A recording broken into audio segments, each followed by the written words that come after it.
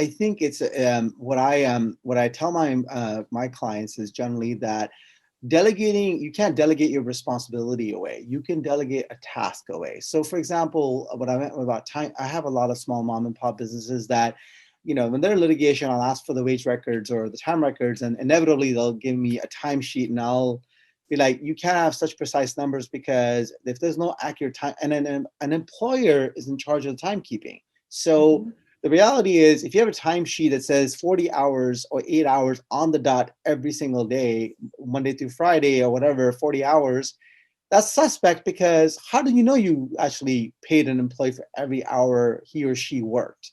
Yes. And I think generally, one of the reasons I prefer payroll companies to handle that. Now, you're right. A lot of businesses will, what they'll do, at least in my case, some of the clients will delegate the timekeeping or the payroll reports to a CPA, because they think, well, they're going to do my accounting anyway, they might as well do this too.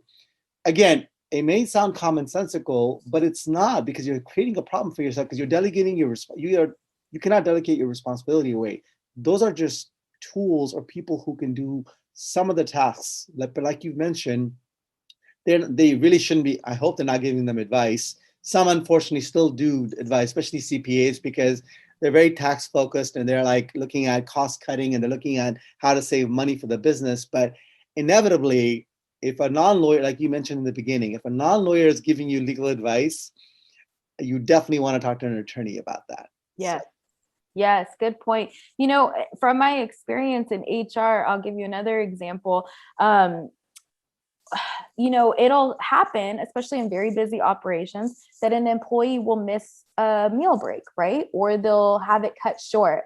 And so the payroll company or the employer will spot it, usually, and pay them the amount that they're supposed to be paid, the penalty pay for it. And so in their opinion, they're complying with the law. But it doesn't relieve their obligation to offer and provide this meal break. So paying someone doesn't relieve the obligation of the business owner. So if I were to see that, or what I've done in the past for my clients and in HR, is policies concerning what's going to happen in that situation. In that situation, we have to talk to an employee about what happened. And if it continues to happen, we have to document an employee for that. These are the only ways we're going to really show ourselves in court as making a good faith effort to provide these things to our employees, and not the opposite, intending not to do it.